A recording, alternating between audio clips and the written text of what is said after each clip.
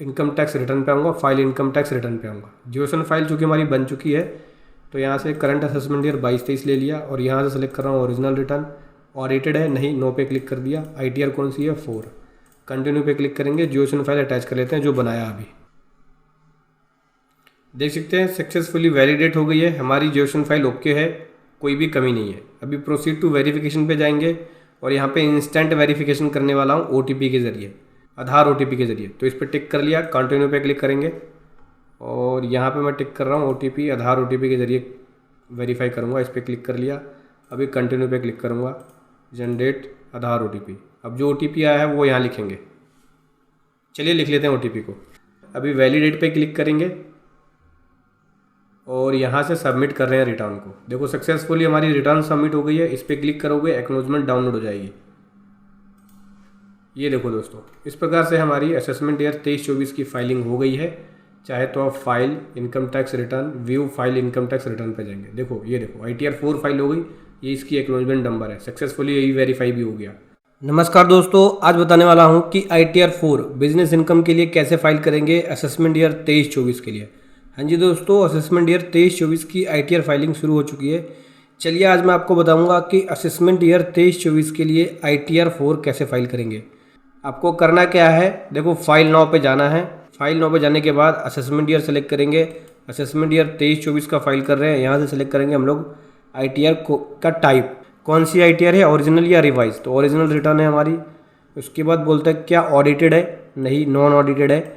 यहाँ से ITR select करेंगे। अभी करंटली ITR 4 और ITR 1 अलाउ है फाइलिंग के लिए, तो ITR 4 ले लिया मैंने। यहाँ पे मैं अपनी बिजनेस इनकम सेक्शन 44 AD के अंदर डिक्लेयर कर रहा हूँ, इसलिए ITR 4 ले लिया। कंटिन्यू पे क्लिक करूँगा। अभी यहाँ पे जियोसन फाइल अपलोड करनी होगी, तो चलिए बताता हूँ कैसे जियोसन फाइल बनाएंगे। सिंपली करना क्या है आपको, सबसे पहले तो आप यहाँ से लॉग आउट कर लेना।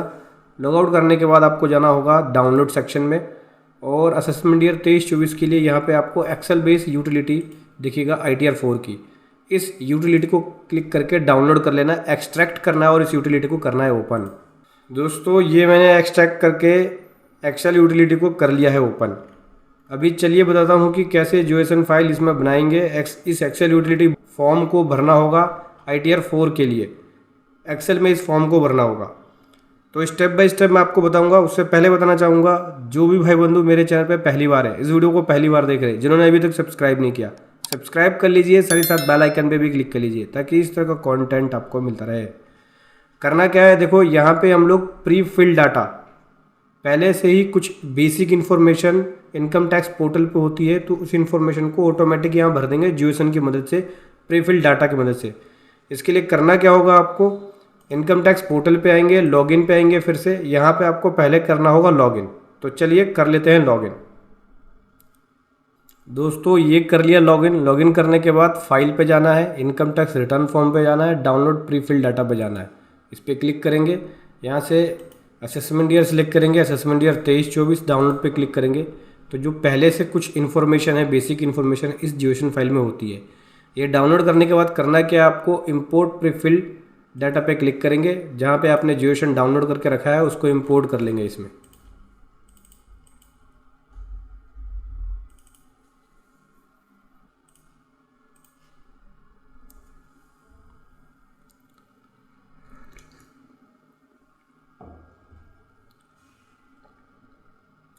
ये मैंने दोस्तों इसमें इंपोर्ट कर दिया है। थोड़ा सा टाइम लगेगा इसे अपडेट होने में, इसलिए वेट करना होगा। चलिए वेट करते हैं। सो दोस्तों ये आ गई बेसिक डिटेल। चलिए अभी यहाँ पे जो हम अपनी इनकम डिक्लेयर करने वाले हैं वो बिजनेस से करने वाले हैं, बिजनेस एंड प्रोफेशन से, सेक्शन 44 AD के अंदर। इसके लिए ज़रूरत होगी आपको प्रॉफिट एंड लॉस अकाउंट और बैलेंस शीट की। तो मेरे पास देखो ये है प्रॉफिट एंड लॉस अकाउंट, जहाँ पे इसकी नेट जो प्रॉफिट है वो 10,346 का है और ये बैलेंस शीट है। तो चलिए पहले डिटेल भर लेते हैं। आते हैं यहाँ पे इनकम डिटेल्स के अंदर, ऊपर बेसिक डिटेल से नीचे आपकी इनकम जनरेट होगी और वो तब जनरेट होगी जब आप BP के अंदर, बिजनेस एंड प्रोफेशन के अंदर इनकम की डिटेल देंगे। सबसे पहले आपको यहाँ पे बिजनेस का कोड देना होता है। चलिए बिजनेस का कोड लिख लेते हैं 86। यहाँ पे बिजनेस का नेम देना होगा। चलिए लिख लेता हूँ मैं बिजनेस का नेम। बिजनेस का नेम आपको बैलेंस शीट में भी दिख जाता है, ये देखें। इस नेम को यहीं से कॉपी कर लेते हैं। अच्छा, कॉपी पेस्ट नहीं कर सकते हैं, इसमें आपको टाइप करना होगा, ध्यान रखना कॉपी पेस्ट मत करना।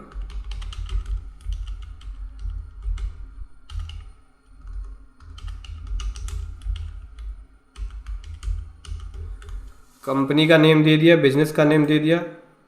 डिस्क्रिप्शन में चाहे तो कुछ डिटेल लिख सकते हो या फिर छोड़ सकते हो इसको, ठीक है। ये हो गया बिजनेस का नेम। अभी ग्रोज रिसीट्स पूछता है कि ग्रोज रिसीट्स आपकी कितनी है, बैंक से है या किसी और मोड से है।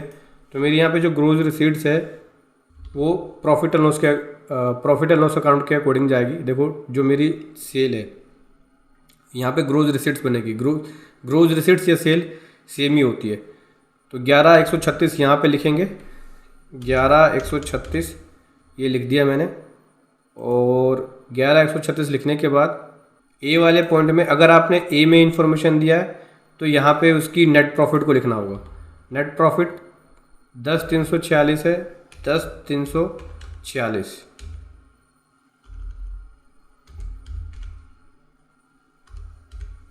ठीक है। 6% से कम नहीं होना चाहिए, ध्यान रखना।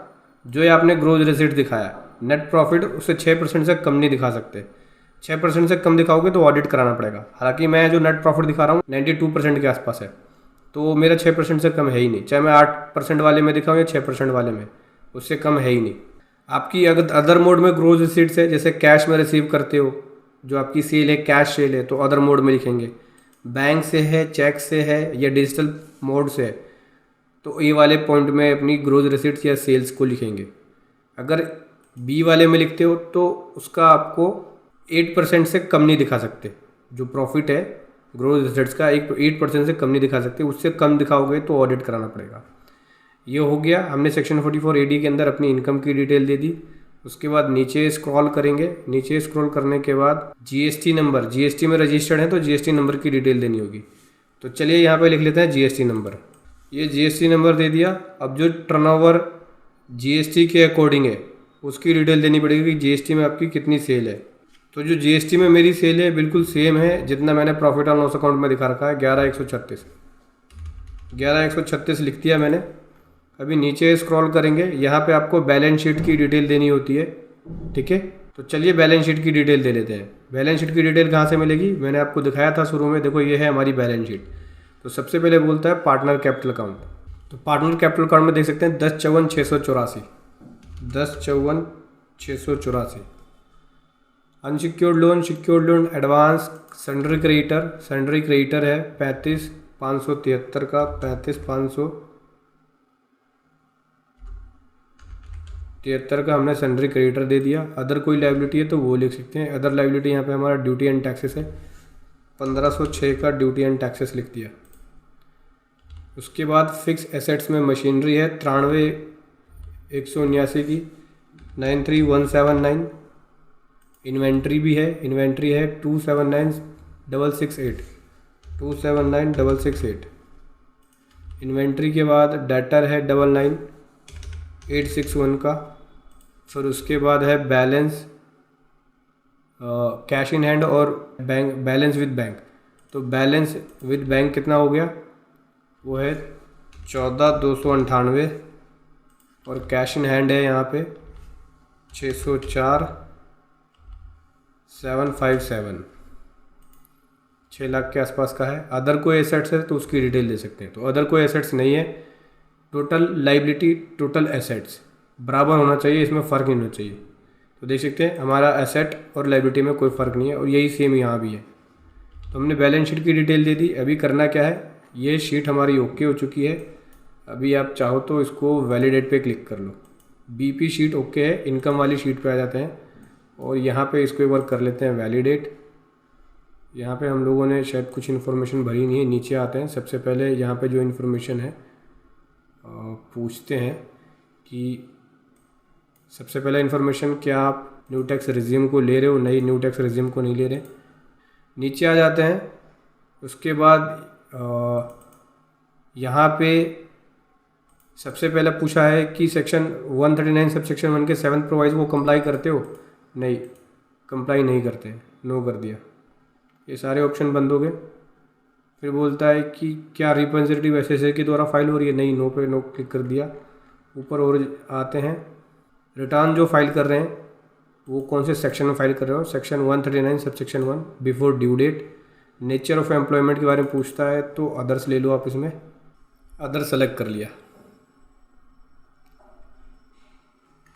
लगभग सारी चीज़ें हमने यहाँ पे सेलेक्ट कर लिया, येस नो कर लिया। एक बार वैलिडेट कर लेते हैं।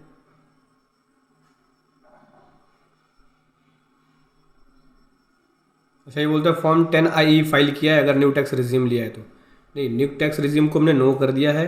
और यहाँ पे सबसे पहले ऑप्शन में पूछा है इसने कि क्या आपने न्यू टैक्स रिज्यूम को ऑप्ट किया है, नो कर देते हैं। नहीं लिया है हमने, और नहीं लेना चाहते हैं हम न्यू टैक्स रिज्यूम को, इसलिए नो कर दिया। सेक्शन 115 BAC के बारे में पूछता है तो नो कर दिया। ठीक है, इसे नो कर देना। उसके बाद एक बार फिर से यहाँ पे आके वैलिडेट कर लेंगे।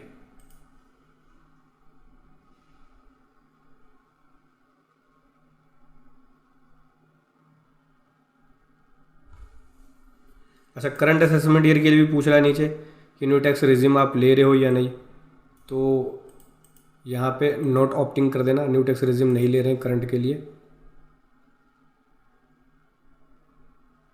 और 7th प्रोवाइजो को कंप्लाई करते हो, नहीं, 7th प्रोवाइजो को कंप्लाई नहीं करते। सेक्शन 139 सबसेक्शन 1 के नो पे क्लिक कर दिया। ऊपर आते हैं, एक बार फिर से यहाँ कर देते हैं वैलिडेट। देखो ये sheet okay, bus city town ये सब एड्रेस में जो भरा हुआ है वो मैंडेटरी डिटेल्स एड्रेस के अंदर है नहीं। बाकी डिटेल ओके है, वैलिडेट पे क्लिक करेंगे। देखो इनकम वाली शीट ओके हो गई है, बीपी वाली ओके हो गई। टीडीएस वाली में आ जाते हैं। अगर कोई टीडीएस कटा है तो उसकी डिटेल दे देना। इसके लिए आप 26AS चेक कर लेना। मेरी इस तरह की कोई भी डिटेल नहीं है। वैलिडेट पे ओके कर दिया, क्लिक कर दिया। आईटी पे आ जाए तो कोई income tax self assessment tax की पेमेंट है, नहीं, ओके पे क्लिक कर दिया। टीसीएस में आ जाओ, कोई टीसीएस कटा है तो बता सकते हो, नहीं ये भी नहीं है। टैक्स पेड वेरिफिकेशन में आ जाते हैं तो टैक्स पेड वेरिफिकेशन में देखो हमारा कोई टैक्स बना नहीं है। अगर कोई टैक्स बना होता तो यहाँ पे डिटेल आती, तो टैक्स बना नहीं है। और उसके बाद ये बैंक की डिटेल है, इसमें से ये वाला बैंक टिक कर लिया मैंने रिफंड के लिए। नीचे वेरिफिकेशन आएगा और सेल्फ हो गया, यहाँ प्लेस लिख देंगे, ओके हो गया। बाकी शीट को एक बार कर लेते हैं वैलिडेट। शीट हो गई वैलिडेट। 80D अगर कोई डिडक्शन है आपका मेडिकल इंश्योरेंस का तो वो दे सकते हो, नहीं है तो इसे खाली छोड़ सकते हो। ठीक है, इसको वैलिडेट कर लोगे, ये ओके हो गया। 80G में आते हैं, कोई डोनेशन वगैरह है तो उसकी डिटेल दे सकते हो, अगर नहीं है तो इसको भी खाली छोड़ सकते हो। अभी इनकम वाली डिटेल में आके मैं आपको नीचे दिखाता हूँ। देखो ये मेरी इनकम बन गई, बिजनेस एंड प्रोफेशन से। ये इसके ऊपर टैक्स की बात करें तो टैक्स कुछ बनेगा नहीं। देखो ये इनकम बनी ग्रोज इनकम।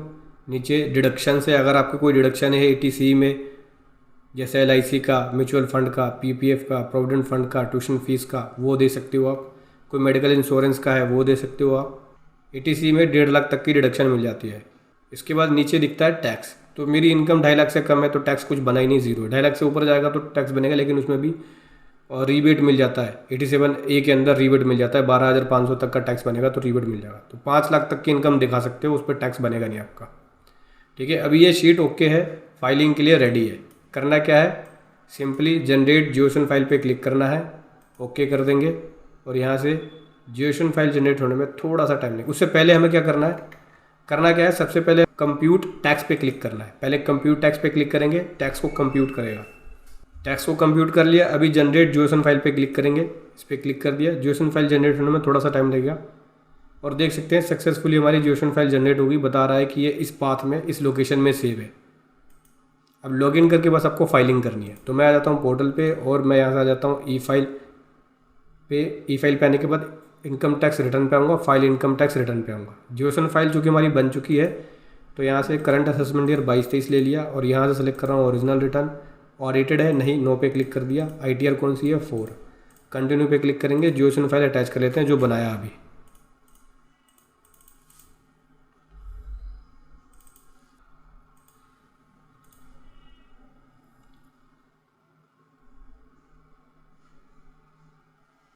देख सकते हैं सक्सेसफुली वैलिडेट हो गई है, हमारी जेओशन फाइल ओके है, कोई भी कमी नहीं है। अभी प्रोसीड टू वेरिफिकेशन पे जाएंगे और यहाँ पे इंस्टेंट वेरिफिकेशन करने वाला हूँ OTP के ज़रिए, आधार OTP के ज़रिए। तो इस पर टिक कर लिया, कंटिन्यू पे क्लिक करेंगे और यहाँ पे मैं टिक कर रहा हूँ OTP, आधार OTP के ज़रिए वेरीफाई करूँगा। इस पर क्लिक कर लिया, अभी कंटिन्यू पे क्लिक करूँगा, जनरेट आधार OTP। अब जो OTP आया है वो यहाँ लिखेंगे। चलिए लिख लेते हैं OTP को। सो दोस्तों OTP लिख लिया हम लोगों ने। अभी वैलिडेट पे क्लिक करेंगे और यहाँ से सबमिट कर रहे हैं रिटर्न को। देखो सक्सेसफुली हमारी रिटर्न सबमिट हो गई है। इस पर क्लिक करोगे, एक्नॉलेजमेंट डाउनलोड हो जाएगी। ये देखो दोस्तों, इस प्रकार से हमारी असेसमेंट ईयर 23-24 की फाइलिंग हो गई है। चाहे तो आप file income tax return, view file income tax return पे जाएंगे। देखो ये देखो ITR 4 फाइल हो गई, ये इसकी एक्नॉलेजमेंट नंबर है, सक्सेसफुली यही वेरीफाई भी हो गया, देख सकते हैं। तो इस प्रकार से आपको ITR 4 फाइल करनी है बिजनेस इनकम की। वीडियो कैसी लगी ज़रूर बताएं। Thank you so much. जय हिंद, वंदे मातरम।